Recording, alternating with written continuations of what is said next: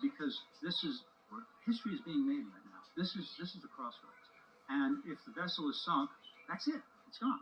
But this is an amazing American achievement. I really urge you to read that book. And if it doesn't get saved, okay, it's permanent. But if it just stays afloat for a little while longer, the options stay open. And the timing of everything. The Ships for America Act. Trump is on board with resurrecting American shipbuilding. Imagine if this could be a national landmark and a place where students, high school students, just like here in Tenafly, many of these students could go and be put up in a room and see this amazing achievement. The engines don't have to work. Just look at the hull. Look at the build, and get an introduction to what it means to be a naval architect or marine engineer, and have this as an education center. The possibilities are just really, I don't know, what do I want to say, mind-boggling, mouth-watering. I mean, it's just the possibilities are great, and yet here we are at the fringe, at the edge of possibly sinking it and closing all that off. So all I'm asking for in the lawsuit is time. And at this point, the county will put their answer in toward the end of the month. And I haven't made any motions in the case. If you want the judge to do something, you have to make a motion. But I'm really kind of hoping that the county will recognize what's at stake. That this is an interest of not just a local government on the Gulf of Mexico or America or Margaritaville, whatever you want to call that Gulf.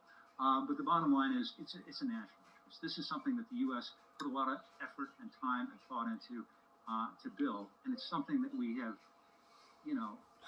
it's not been achieved before or since. Anyway, those are my closing thoughts. I'd like to open up the questions. That's the next phase. Relief Hotline, tell us where it hurts. Kid has a fever? Well, number one, selling Be Cool cooling patches give instant relief from fever discomfort. Yes, Be Cool works. Are we there yet, Fast? Kobayashi Healthcare. If it hurts, we help. This to this. On top of powder? What is in this?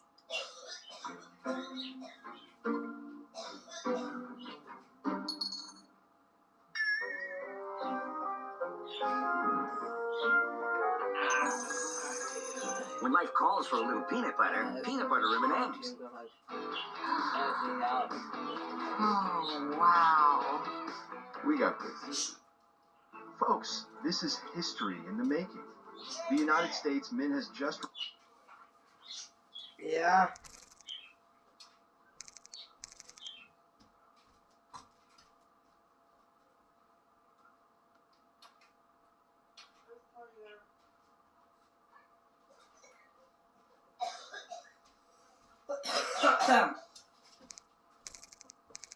Back.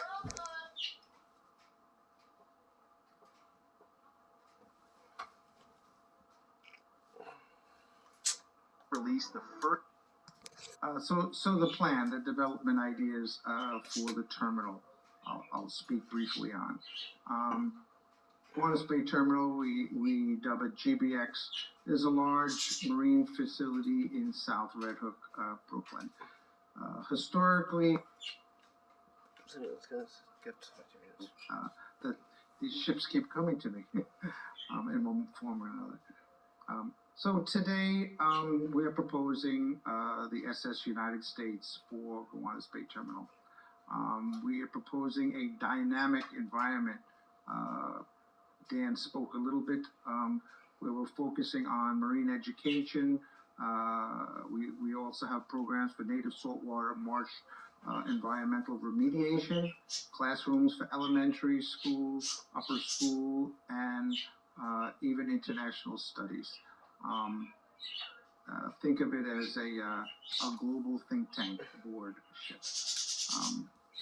Additionally, we feel it would be wonderful cultural and community type uses, including recreations, commercial shops, restaurants, etc. The ship has approximately 600,000 feet of space. So you can just imagine the possibilities. We're only touching on the obvious. We're proposing a phased development, like Dan also mentioned, where instead of just looking at the whole ball of wax and saying, oh, how much money it's going to cost to save the ship and and where we're going to get the money. It can be done in a phased development, as many development projects are done. The World Trade Center was not filled up the first day they decided to build the World Trade Center. So phased development, leasing out spaces for various uses as we go along, and floor by floor, continuing with that process. We're also entertaining community engagement in this as well. Thoughts about people from the community and all around the world. What can we do with this ship, this great ship? I have a comment here. So rather than having it lavish like it did in Philly, we would allow the ship to develop in phases. And then I wrote, Rome wasn't built in a day. Rather, it was more of a process which we want to take on again with the SS United States in the 21st century. You see it as the Big U take another bite at the Big Apple, which was originally her home port. So thank you. Thank you, John. Hello, my name is Peter Mitchell. I've come all the way from London, England, especially for this evening. So in 1935, we scrapped the RMS Olympic. Biggest mistake our country ever made. Nowadays, we would totally regret it in England. We didn't regret it at the time because it brought a lot of jobs, but now we regret it. And the same with for the U. It's got to be saved. It's the fastest, the blue ribbon holder. And although I'm not American, it's the pride of your nation. And I totally understand where you're all coming from about trying to save it. And I totally agree with you 100%. And I totally support the coalition. And a little note to Oakland Council. Please, please, listen to us. This is the pride of your country. Do not sink this ship. Please do not sink it. Yeah, don't sink the line. Thank you very much. Mr. Heiler, we have Dr. Really quick, I just wanted to give, if you don't mind, I want to give Peter a quick shout out too. Thank you, Peter, for your pledge and your support and giving as much support as we could ever ask for. Sharing the word, communicating with Okaloosa County. We really appreciate you. Thank you. We're proposing something very similar to what you see on the SS Rotterdam, where you have structures in the water, and the vessel is not necessarily right against the dock. So this allows for greater movement of the ship, while allowing light to penetrate between the ship and the pier. Okay. For environmental. So it's permanent mooring. It'd be a permanent mooring. It'll have all the electricity and the sewage and water and everything going through the dock, the terminal. That would have to be designed, but we are proposing sustainable systems, water cleaning systems, natural power generation systems with solar and wind and so forth, and even something called anaerobic digesting, where we use food grade waste and produce energy from that. So there's a number of special things that we would like to do with the ship. Okay. Let me introduce myself very quickly. I'm the president of Guernsey's, the New York City-based auction house. And is this any better? I'm off the speaker now. Early in 1984, I had heard through the grapevine that the SS United States was about to be towed out to sea, and the entire contents of the ship, everything from the linen to the lifeboats, was about to be dumped overboard. The ship, for the prior 15 years, had been kept in mothballs in Norfolk, Virginia, locked up by the government. Equipment throughout the interior of the ship and pristine.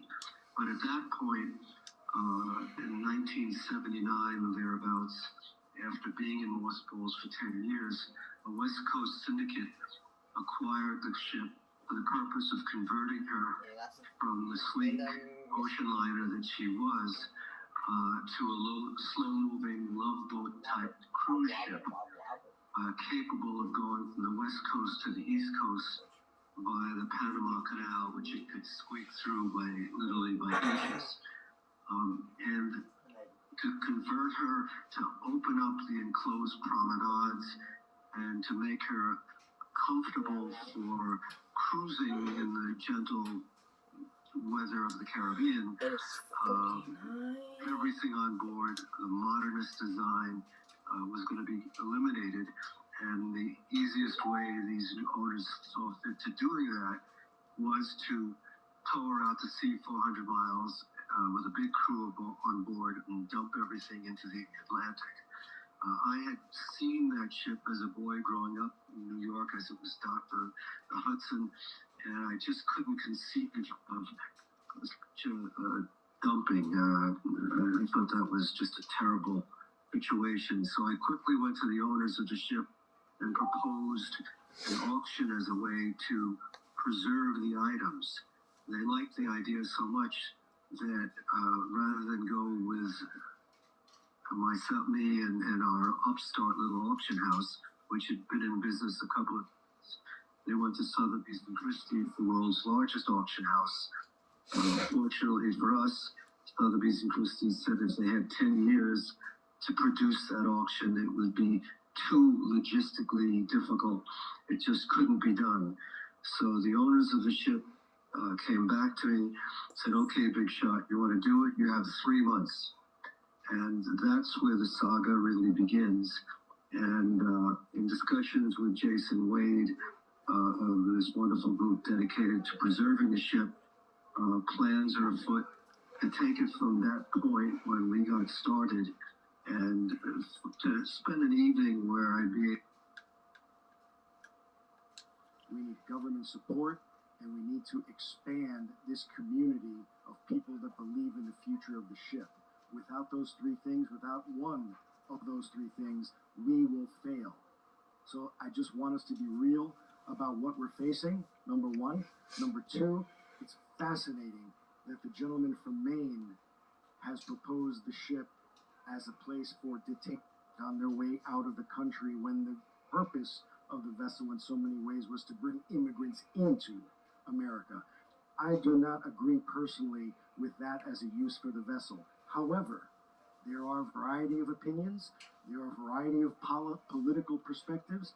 That is reality. And all going to work, because if we don't do that, we're going to fail once again, and we will never have the opportunity again. So I don't want to end on a negative note. I want to end on a note of gratitude for the incredible community online and here in this room, and for the Tenafly people that have made this a reality as our first step forward. Thank you, thank you, thank you. Thank you, everyone, for coming tonight.